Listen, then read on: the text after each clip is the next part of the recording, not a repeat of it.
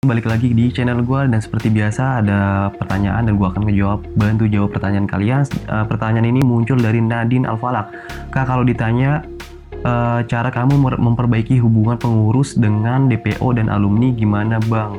Kalau misalnya mereka malas ikut mubes OSIS dikarenakan mereka udah bodo amat gitu. Jadi pertanyaan itu misalnya ketika ada OSIS, ketika ada alumni kemudian OSIS pengen ngundang mereka, tapi mereka itu alumni kayak segan karena ya udah nggak peduli dengan OSIS yang sekarang lagi menjabat.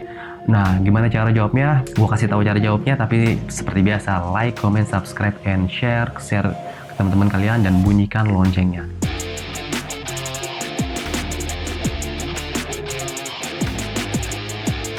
Dan jawabannya kayak begini.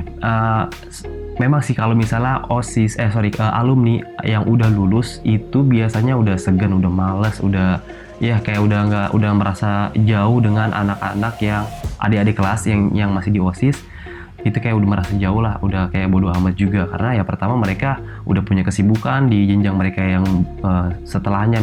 Jadi kalau misalnya ujuk-ujuk kamu mengundang mereka untuk turun gunung lagi di kegiatan OSIS, ya mereka segan, mereka kayak udah canggung, udah nggak ada orang yang dikenal lagi, udah asing lah gitu ngerasa. Nah, untuk memudahkan ketika nanti OSIS butuh peran serta alumni buat turun gunung, terjun langsung ke kegiatan OSIS, caranya itu dengan pertama adalah memaintenance hubungan antara sekolah atau OSIS dengan alumni itu sendiri. Caranya itu dengan istilahnya sih kolaborasi, dalam arti ya ketika ada kegiatan-kegiatan ya maka diikutsertakanlah si alumni-alumni itu tadi. Kamu bisa undang mereka untuk yang udah lulus dari misalnya ya kamu OSISnya SMP, kemudian kamu butuh peran serta alumni, kamu bisa undang mereka untuk sharing dunia SMA, dunia SMK, madrasah, boarding school, atau jenjang-jenjang lainnya yang setara itu. Nah, kebanyakan kan dari SMP pengen masuk ke jenjang berikutnya, mereka butuh wawasan, butuh gambaran gimana sih kehidupan di SMA, SMK, di sekolah kedinasan, sekolah boarding school atau pesantren, madrasah dan sebagainya. Itu mereka pasti butuh insight itu, dan itulah sebenarnya kamu bisa mengundang alumni-alumni yang udah di jenjang-jenjang tadi itu untuk sharing di acara, ya entah itu leadership camp, pokoknya kamu bisa undang mereka buat sharing ke adik-adik kelas yang masih ada di kelas 9. Nah, itu OSIS bisa berperan serta. Satu lagi yaitu selain yang tadi ya, adalah kamu bikin angkatan, nama angkatan. Jadi setiap angkatan yang lulus SMP misalnya, jenjangnya setiap angkatan yang lulus sekolah, kamu bikin angkatan, nama angkatan. Kemudian selain bikin namanya, kamu tentukan ketua dan wakilnya. Sehingga kenapa? Tujuannya adalah ketika mereka udah lulus, mereka masih bisa berkoordinasi.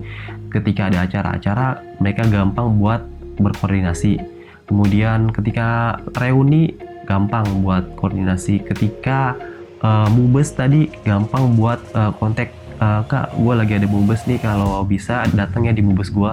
Itu gampang kayak begitu kalau misalnya ada tadi pembentukan nama angkatan. Selain itu juga banyak banget kegiatan-kegiatan yang bisa melibatkan alumni, yaitu misalnya ketika alumni ada yang punya kegiatan, punya usaha entrepreneur, entah itu coffee shop atau jualan cemilan atau proyek-proyekan yang mereka pokoknya sukses di bidang entrepreneurship, itu kamu bisa undang mereka buat berbagi tip and trick seputar entrepreneurship. Jadi kamu adakan kegiatan entrepreneur day, kemudian mengundang alumni-alumni yang udah jadi nih istilahnya, yang udah jadi orang yang udah terbukti sukses buat sharing, berbagi pengalaman, tip and trick untuk menjadi entrepreneur.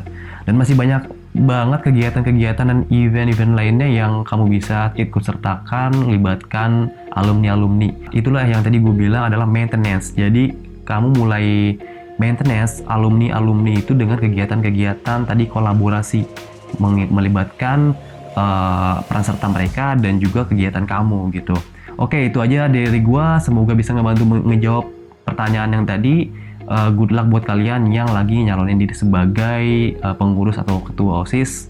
Sampai jumpa di video berikutnya, bye bye.